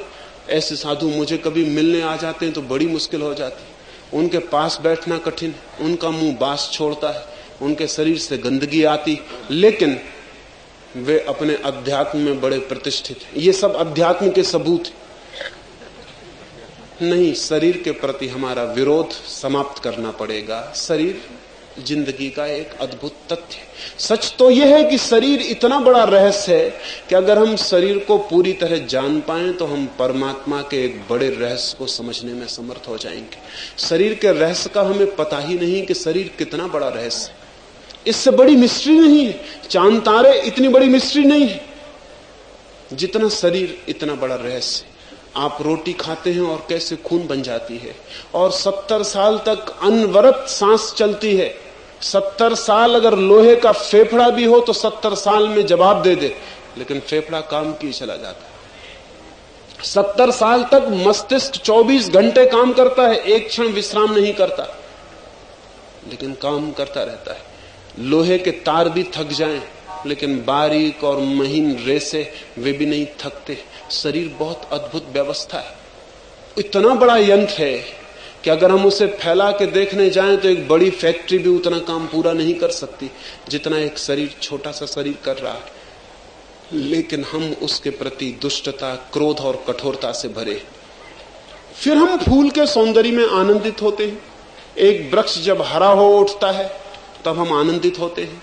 जब आकाश में बादल घिरते हैं तो हम आनंदित होते हैं, और जब एक मोर नाचता है तो हम आनंदित होते हैं, और जब बगलों की सफेद कतार आकाश से निकल जाती है तो हम प्रसन्न हो जाते हैं। तो आदमी के शरीर का ही क्या कसूर है कि उसे देख के हम प्रसन्न ना हो सके? बगुले का शरीर आनंद देता है, एक तोते की लाल चोंच आनंद देती है, वृक्षों के हरे शरीर आनंद देते हैं, मोर का नाचते हुए पंखों का फैलाव आत्मा के भीतर भी कुछ फैला देता है। फिर आदमी के शरीर से ही क्या नाराजगी है? सच तो यह है कि ये कोई भी शरीर आदमी के शरीर के अद्भुत रहस्यपूर्ण नहीं, लेकिन हमें गलत तरह के धार्मिक लोगों ने शरीर की दुश्मनी सिखाई, और इसलिए शरीर के सौंदर्य को तोड़ने के लिए हम आतुर हैं। शरीर सुंदर न हो, शरीर आकर्षक न हो, शरीर सुगंधित ना हो, इसके लिए हम बड़े आतुर हैं, क्योंकि हम शरीर के दुश्मन हैं। मैं शरीर का दुश्मन नहीं हूं, और मैं मानता हूं कि जो शरीर का दुश्मन है वो आत्मा का प्रेमी क्या हो पाएगा, क्योंकि इसी शरीर में उस आत्मा का वास, इसी शरीर में उस आत्मा ने अपना निवास चुना है। हमें शरीर को भी प्रेम करें और इस शरीर के भीतर प्रेम करके प्रवेश करें तो शायद उस आत्मा तक भी पहुंच सकते। तो मैं खिलाफत में नहीं हूं कि कोई सुंदर वस्त्र ना पहने, मैं इसकी भी खिलाफत में नहीं हूं कि शरीर के बहुत से अंग उघाड़े हों, मैं इसकी जरा भी खिलाफत में नहीं हूं। खिलाफत में मैं इस बात के हूं कि हमें ये बेचैनी क्यों होती है। एक आदमी को सुख है कि वो जैसा कपड़ा उसे पहनना पहन रहा है, हम सब चिंता में क्यों पड़े हुए। वाइस चांसलर बैठ के कमेटियां करते हैं और विचार करते हैं कि लड़कियों को कैसे कपड़े पहन के आने देना है और कैसे कपड़े पहन के नहीं आने देना। वाइस चांसलर्स के लिए और कोई काम नहीं बचा सोचने का। लड़कियों के कपड़ों की इतनी चिंता, वाइस चांसलरों के दिमाग का कुछ इलाज होना चाहिए। लड़कियां कपड़े पहनती हैं, वो उनका सुख है, धीरे धीरे हम उसके लिए राजी हो जाएंगे, धीरे धीरे हम उन्हें स्वीकार कर लेंगे। कपड़े कम होंगे, शरीर आप ध्यान रखें, हैरान होंगे। मेरी अपनी समझ ऐसी है कि शरीर में जो जो कुरूप है उसे ढांकने को हमने कपड़े ईजाद किए, जो जो सुंदर है उसे हमने प्रकट रखा है, जो जो कुरूप है उसे हमने दबा लिया है। महावीर जैसा आदमी नग्न खड़ा हो गया। कोई और समझता होगा कुछ, मैं यही समझता हूं कि महावीर का शरीर इतना सुंदर था, इतना प्रोपोर्शनेट, इतने अनुपात में था कि ढांकने की कोई जरूरत न थी। वो पूरे के पूरे सुंदर थे, पूरा शरीर नग्न खड़ा हो गया। उनका सौंदर्य मन को मोह लेने वाला होगा, ढांकने को कुछ भी न था, सिर्फ कुरूपता ढांकी जाती है। जैसे जैसे मनुष्य जाति सुंदर होगी, समृद्ध होगी और निरंतर सुंदर और समृद्ध हो रही है, वैसे वैसे मनुष्य के कपड़े कम होते चले जाएंगे और मनुष्य नग्न खड़े होने में भी एक तरह का आनंद ले सकेगा। नदी पर, घाट पर, पुल पर, स्नान में वो नग्न भी हो सकेगा और हमारी बेचैनी खत्म हो जाएगी। हमने शरीर में सिर्फ कुरूप अंगों को छिपाया है। अगर शरीर पूरा सुंदर हो जाए, इसलिए देखें कुरूप आदमी बहुत कपड़े डाल ढूल के चलता है, वो कपड़ों में अपनी कुरूपता को छिपाता है। कोई अपने कोट के कंधों में रुई भरे हुए, अब कंधे उठे हुए होने चाहिए, स्वस्थ पुरुष का लक्षण होना चाहिए। अब वो तो कंधे तो दबे हुए हैं, अब रुई भर के कंधे उठा लिए तो कोट कैसे निकालें। कोट को पहन के चलना पड़ेगा। तो कोट में आदमी ज्यादा सुंदर मालूम पड़ता है, क्योंकि रुई भरे हुए कंधे, रुई भरी हुई छातियां आदमी को वो दे देती हैं जो शरीर से मिलना चाहिए। अगर हम 100 आदमियों को नंगा खड़ा करें तो हम बहुत हैरान हो जाएंगे। जो बड़े सुंदर मालूम पड़ते थे नंगे खड़े होकर एकदम बेहूदे मालूम पड़ने लगेंगे। उसका कारण यह कि बाकी शरीर में कुछ भी सुंदर नहीं, हमने सिर्फ चेहरे की थोड़ी बहुत फिक्र कर ली, बाकी शरीर को बिल्कुल छोड़ दिया। बाकी शरीर निग्लेक्टेड है। अगर आप भी आईने के सामने नंगे खड़े होंगे तो हैरानी मालूम पड़ेगी कि अपना ही शरीर है, जल्दी ढांको, इसे छिपा लो। शरीर सुंदर होगा, स्वस्थ होगा, अनुपात में होगा तो हम नग्न होने में हमारा डर कम हो जाएगा।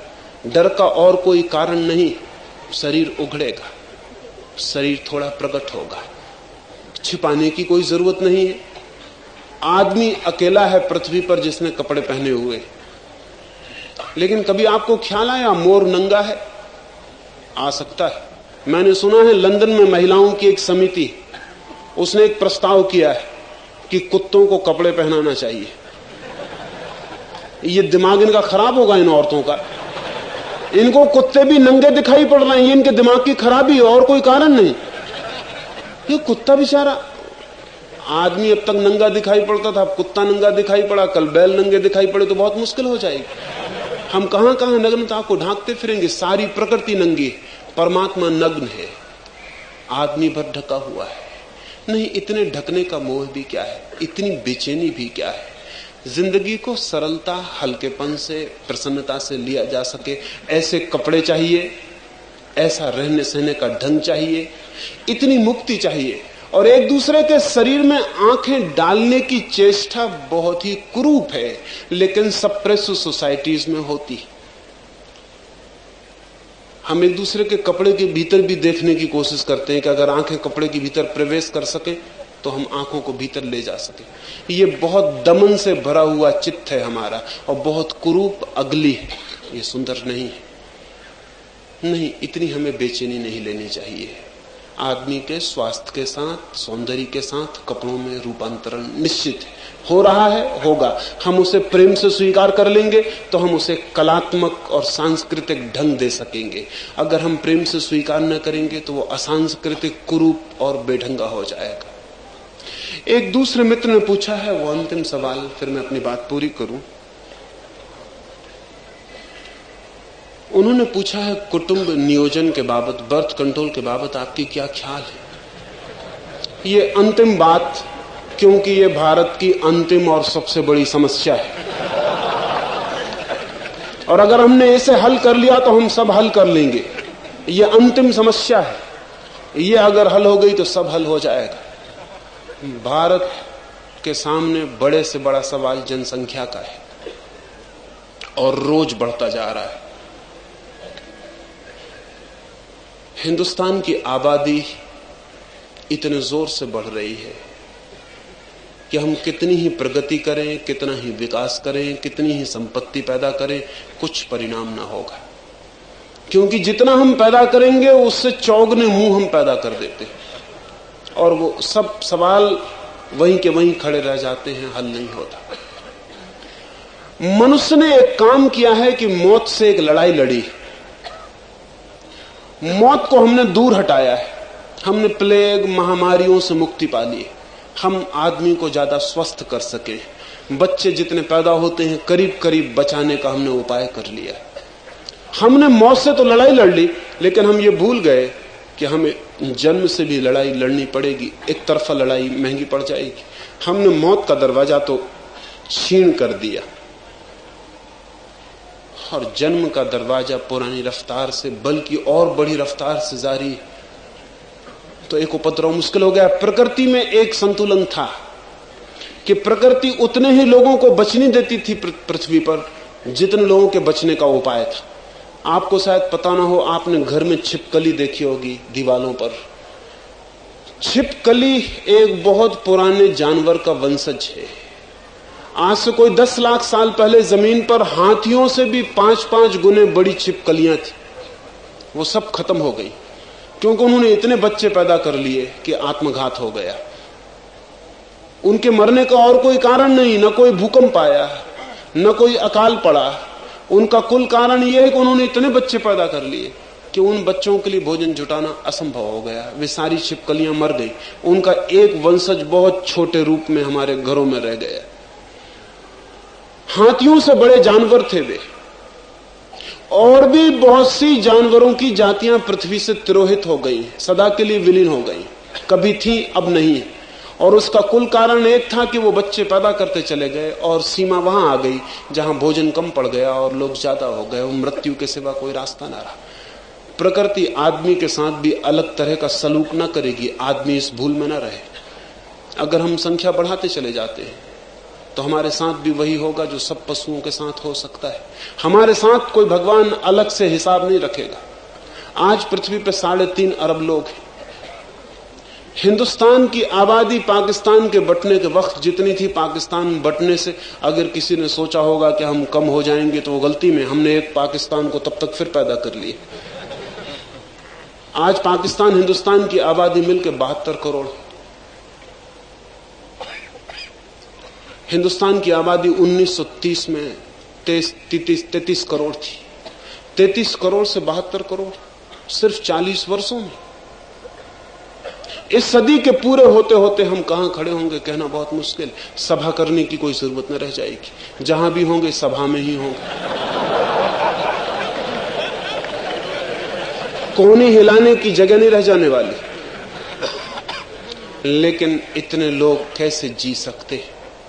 सारी जगत के सामने सवाल है, हमारे सामने सबसे ज्यादा इसलिए है कि समृद्ध कौमें बच्चे कम पैदा करती हैं, गरीब कौमें ज्यादा बच्चे पैदा करती हैं। उसका कारण है अमेरिका में कोई जनसंख्या बढ़ नहीं रही, फ्रांस में तो घट रही है। फ्रांस की सरकार चिंतित है कि कहीं हमारी संख्या ना घट जाए। बड़ी अजीब दुनिया है। इधर हम मरे जा रहे हैं कि संख्या बढ़ी जा रही, रुकती नहीं। उधर फ्रांस में संख्या कम पड़ी जा रही। फ्रांस की सरकार चिंतित है कि कहीं संख्या कम ना हो जाए। 20 साल से ठहरी हुई है संख्या। क्या कारण? असल में जैसे आदमी समृद्ध होता है, संपत्तिवान होता है, बुद्धिमान होता है, वैसे ही उसकी जिंदगी में मनोरंजन की बहुत सी दिशाएं खुल जाती। और गरीब के पास मनोरंजन की एक ही दिशा है, सेक्स, और कोई मनोरंजन की दिशा नहीं।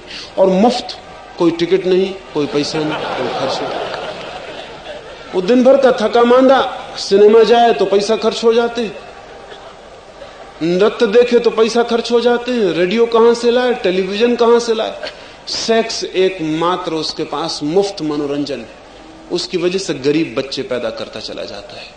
पहले कोई खतरा ना था, पहले भी गरीब बच्चे पैदा करता था। एक आदमी 20 बच्चे पैदा करता था, एक आध बचा लिया तो बहुत, 2 बच गए तो बड़ी कृपा भगवान की। वो भी गंडे ताबीज वगैरह बांध के मुश्किल से बच पाते थे। लेकिन अब खतरा है, गरीब का बच्चा भी बचेगा।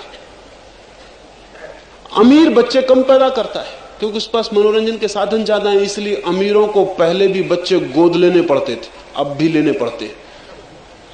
उसके पास मनोरंजन के साधन बहुत हैं। और एक और मजे की बात है कि आदमी जितने आराम में रहे, विश्राम में रहे, उसकी सेक्सुअल एनर्जी उतनी एब्जॉर्ब हो जाती। जितने विश्राम में आदमी रहेगा उतनी उसकी काम शक्ति शरीर में विसर्जित हो जाती। और जितना आदमी श्रम करेगा उतनी काम शक्ति बाहर निकलने के लिए आतुर हो जाती है। इसलिए श्रमिक की तकलीफ है कि उसके सारे शरीर की काम शक्ति निचुड़ के इकट्ठी हो जाती है और बाहर फेंकना चाहती है। विश्राम में करने वाले आदमी को उतनी काम शक्ति बाहर निकलने के लिए आतुर नहीं करती। इसलिए संपन्नता बढ़ने के साथ नए आयाम मिलते हैं मनोरंजन के, सृजन की नई दिशाएं मिलती हैं, और तनाव और श्रम कम हो जाने से शरीर पर यौन शक्ति शरीर में विसर्जित हो जाती है। गरीब मुल्क के सामने बड़ा सवाल है, गरीब मुल्क क्या करे, हम क्या करें। हमारे सज्जन अच्छे आदमी जो हमें बड़े महंगे पढ़ते रहे और अब भी महंगे पढ़ रहे हैं, वो हमें समझाते हैं कि ब्रह्मचर्य रखो, संयम रखो तो सब ठीक हो जाए। कोई ब्रह्मचर्य रख नहीं सकता, न रखता है। कोई रख सके करोड़ में, 2 करोड़ में एक व्यक्ति, तो उसके लिए उसे इतने शीर्षासन और इतनी चेष्टाएं और इतनी विधियां करनी पड़ती हैं कि संभव नहीं है कि आम मास स्केल पर ब्रह्मचर्य कभी हो जाए। और अगर किसी को ब्रह्मचर्य रखना हो तो फिर वो एक ही काम कर सकता है कि ब्रह्मचर्य रखे। 24 घंटे उसी काम में लगा रहा, फिर दूसरा काम नहीं कर सकता। इसलिए साधु सन्यासी संसार छोड़ के भागते, उसका और कोई कारण नहीं। एक ही काम पूरा का पूरा एब्जॉर्बिंग है, वो ब्रह्मचर्य साधना। इतना खाना खाओ, इतना खाना मत खाओ, ये पानी पियो, ये पानी मत पियो, इस तरह सो, इस तरह मत सो, ये पढ़ो, ये मत पढ़ो, ये देखो, ये मत देखो। 24 घंटे वो ब्रह्मचर्य ही साध ले तो पर्याप्त उनके जीवन की यात्रा होगी। लेकिन ये बड़ी बेहूदी यात्रा है कि अगर सिर्फ ब्रह्मचर्य सधा तो क्या सध गया। ये मासिस के स्केल पर ये नहीं हो सकता। मासिस के स्केल पर, बड़े जन समूह के पैमाने पर तो कृत्रिम साधनों का, वैज्ञानिक साधनों का उपयोग करना पड़ेगा। लेकिन भारत का मन उन साधनों का उपयोग करने की तैयारी नहीं दिखा रहा है। अगर हमने तैयारी नहीं दिखाई तो हम मरेंगे, अपने हाथ से मरेंगे। और अगर हम तैयारी नहीं दिखाते तो मेरी अपनी समझ यह है कि बर्थ कंट्रोल कंपलसरी होना चाहिए। अगर शिक्षा कंपलसरी हो सकती है, जो कि उतनी जरूरी बात नहीं है आज। अगर कुछ लोग अशिक्षित रह जाएं तो नुकसान होगा, लेकिन भारी नुकसान नहीं हो जाएगा। लेकिन संतति नियमन बोर्ड लगे हैं जगह जगह, 2 या 3 बच्चे बस, उससे कुछ होने वाला नहीं। समझाने से भी कुछ होने वाला नहीं, क्योंकि अगर हम समझाने में लगे तो मैं अभी एक आंकड़ा पढ़ रहा था, अगर हिंदुस्तान के एक एक आदमी को समझाने की कोशिश की जाए बर्थ कंट्रोल के लिए तो कम से कम हमको 100 साल लगेंगे समझाने में। और 100 साल में वो इतने बच्चे पैदा कर देंगे कि उनको कौन समझाएगा। वो 100 साल रुके तो नहीं रहेंगे कि हम जब समझ लेंगे तब बच्चे पैदा करेंगे। वो बच्चे तो पैदा करते रहेंगे। पूरी जमीन पर 1.5 लाख बच्चे रोज पैदा हो रहे हैं, उसमें बड़ा हिस्सा एशिया पैदा कर रहा है। एशिया में भी बड़ा हिस्सा चीन के बाद हम पैदा कर रहे हैं। नहीं, बर्थ कंट्रोल, संतति नियमन समझाने की जरूरत नहीं, क्योंकि वो जीवन मरण का सवाल है, वो अनिवार्य होना चाहिए। अनिवार्य का मतलब यह है कि 2 बच्चे के बाद ऑपरेशन अनिवार्य होगा। अनिवार्य का यह भी मतलब है कि 2 बच्चों के बाद जिनके पास ज्यादा और बच्चे हैं, उन बच्चों पर सरकार सुविधाएं कम कर देगी। जितने जिसके पास कम बच्चे हैं उनको उतनी ज्यादा सुविधाएं मिलनी चाहिए। अभी हालतें उल्टी। अभी हालतें यह है कि एक अविवाहित आदमी पर टैक्स ज्यादा है और विवाहित होने पर टैक्स कम। बच्चे हो जाएं तो और कम। ये बड़ी उल्टी बात है। बच्चों को कम करना है तो ये उल्टा हिसाब लग रहा है। अविवाहित आदमी पर टैक्स बिल्कुल नहीं होना चाहिए या कम से कम होना चाहिए। विवाहित पर ज्यादा टैक्स होना चाहिए और बच्चे होने पर टैक्स बढ़ता जाना चाहिए। तब हम रोक पाएंगे। और अविवाहित व्यक्ति और जो निसंतान रहने को तैयार हैं, उनको हमें प्रतिष्ठा देनी चाहिए, आदर देना चाहिए, सम्मान देना चाहिए, पुरस्कार देने चाहिए।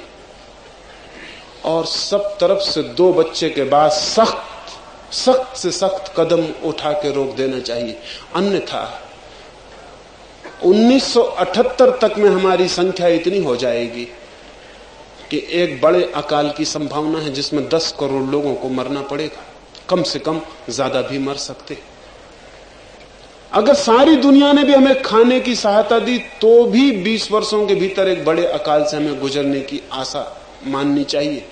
घबराने वाली बात है, ऐसा ना हो अच्छा है, लेकिन सारी स्थितियां ये कहती हैं कि ये हो जाएगा। क्या ये अच्छा होगा कि 10 करोड़ लोग अकाल में मरे, या हम पहले ही बच्चों को रोके?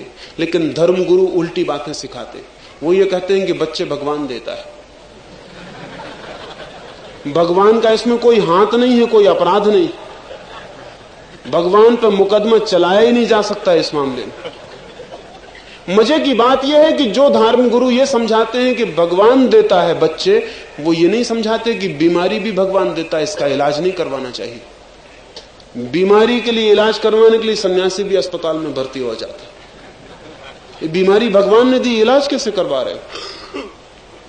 नहीं, बीमारी भगवान की नहीं, बीमारी डॉक्टर से दूर करवाएंगे और बच्चे भगवान पे थोप देंगे। बहुत मिरेकल की घटना है कि एक आदमी के शरीर में इतने वीर्याणु बनते हैं एक जिंदगी में कि एक पुरुष से आज पृथ्वी पर जितनी संख्या है उतने बच्चे पैदा हो सकते हैं। एक संभोग में एक पुरुष से इतने वीर्याणु निकलते हैं कि 1 करोड़ बच्चे पैदा हो सके। और एक पुरुष सामान्य रूप से जिंदगी में अगर 4000 बार संभोग करे तो 4000 करोड़ बच्चों का बाप बन सकता है। वो तो स्त्री की कृपा है कि वो एक ही बच्चे को साल में दे सकती, नहीं तो हम तो बड़ी मुश्किल में कभी के पड़ गए होते, बहुत झंझट में पड़ गए होते। ये रोकना पड़ेगा। न केवल ये रोकना पड़ेगा बल्कि 2-3 बातें मेरे ख्याल में और हैं जो मैं कहना चाहूंगा। हमें न केवल संतति पर नियमन करना पड़ेगा, हमें संतति वैज्ञानिक रूप से पैदा हो इसका भी विचार करना पड़ेगा। अंधे, लूले, लंगड़े, कोढ़ी, पंगु, बुद्धि भ्रष्ट, पागल, वे सब बच्चे पैदा करते जाएं, ये बहुत खतरनाक है। ये तो बहुत महंगा है। ये तो सारी रेस को खराब करने की व्यवस्था है। हमें इसकी भी फिक्र करनी पड़ेगी कि 2 व्यक्ति अगर विवाह करते हैं तो विवाह तो कोई भी व्यक्ति किसी से भी कर सकता है, क्योंकि प्रेम के संबंध में कोई भी कानून नहीं लगाया जा सकता। लेकिन 2 व्यक्ति अगर विवाह करते हैं तो विवाह के बाद उनको सर्टिफिकेट लेना ही चाहिए मेडिकल बोर्ड का कि वो बच्चे पैदा कर सकते हैं या नहीं। हर आदमी को बच्चे पैदा करने का हक बहुत खतरनाक है, आगे ठीक नहीं है, साइंटिफिक ब्रीडिंग के लिए उचित नहीं। क्योंकि कोई भी बच्चे पैदा करता है। एक आदमी सड़क पे भीख मांग रहा है, मस्तिष्क खराब है, पागल है, वो भी बच्चे पैदा करता है। तो हम आगे की रेस को खराब करते चले जाते हैं। हमारी प्रतिभा, शक्ति, सौंदर्य सब नष्ट होता चला जाता है। वो हमें रोकना पड़ेगा। और अब चूंकि आर्टिफिशियल इंसेमिनेशन ने, कृत्रिम गर्भाधारण ने नई दिशाएं खोजती हैं जो बहुत अद्भुत है। अब यह संभव है कि मैं मर जाऊं तो मेरे मरने के 10,000 साल बाद मेरा बेटा पैदा हो सके। इसमें कोई कठिनाई नहीं रह गई। अब बाप की मौजूदगी बेटे के लिए जरूरी नहीं। मेरे वीर्य अणु संरक्षित किए जा सकते हैं। इसका यह मतलब है कि अब हम श्रेष्ठतम व्यक्तियों के, आइंस्टीन के या बुद्ध के या महावीर के वीर अणु सुरक्षित कर सकते, श्रेष्ठतम स्त्रियों के वीर अणु सुरक्षित हो सकते, और उन अणुओं से हम नए तरह के ज्यादा श्रेष्ठतर व्यक्तियों को जन्म दे सकते। अब हर व्यक्ति को बच्चे पैदा नहीं करने चाहिए अब तो, लेकिन हम कहेंगे कि मेरा बच्चा और अणु किसी और का, ये नहीं हो सकता। लेकिन मेरा बच्चा, उसके लिए साइकिल कोई और बनाता है तो चढ़ता है, मेरा बच्चा गुड्डी कोई और बनाता है, मेरा बच्चा कपड़े कोई दर्जी सीता है, मेरा बच्चा दवाई कोई डॉक्टर बनाता है, मेरा बच्चा शिक्षा कोई शिक्षक देता है। जब हम सारी बातों में किसी और से इंतजाम करवा लेते तो व्यक्ति का जो मौलिक अणु है वो मेरे बच्चे के लिए श्रेष्ठतम मिले, ये जो बाप अपने बेटे को प्यार करता है वो इसकी फिक्र करेगा, करना चाहिए। अब ये संभव है, लेकिन आदमी की कठिनाई यह है कि विज्ञान जिसे संभव बना देता है, आदमी की बुद्धिहीनता के कारण वो सैकड़ों वर्ष तक संभव नहीं हो पाता। अब ये संभव है कि मनुष्य की प्रतिभा बढ़ाई जा सके, बुद्धि बढ़ाई जा सके और श्रेष्ठतम, सुंदरतम, स्वस्थतम मनुष्य को पैदा किया जा सके। लेकिन वो तो दूर के सपने हैं। अभी तो हमारे सामने सवाल ये है कि हम किसी तरह आती हुई भीड़ को रोक सके। भीड़ एकदम आकाश से उतर रही है, वो पूरे मुल्क को भरती चली जाएगी। अगर हमने 50 साल में हिम्मत न दिखाई तो हम अपने हाथ से मर सकते हैं। किसी एटम की, किसी हाइड्रोजन बम की हमारे ऊपर फेंकने की जरूरत ना पड़ेगी। हमारा पॉपुलेशन एक्सप्लोजन ही हमारे लिए हाइड्रोजन बम बन जाएगा। वो जो जनसंख्या फूट रही है वही हमारी मृत्यु बन सकती है। ये थोड़ी सी बातें मैंने इन 4 दिनों में कही। बहुत बातें कहने को शेष रह गई, लेकिन जिनने मेरी बातें सुनी हैं वो उन प्रश्नों पर भी इस दिशा में विचार कर सकेंगे जिन पर मैं नहीं बोल सका हूं। मेरी बातों को इतने प्रेम और शांति से सुना, उससे अनुग्रहित हूं। और अंत में सबके भीतर बैठे प्रभु को प्रणाम करता हूं। मेरे प्रणाम स्वीकार करें।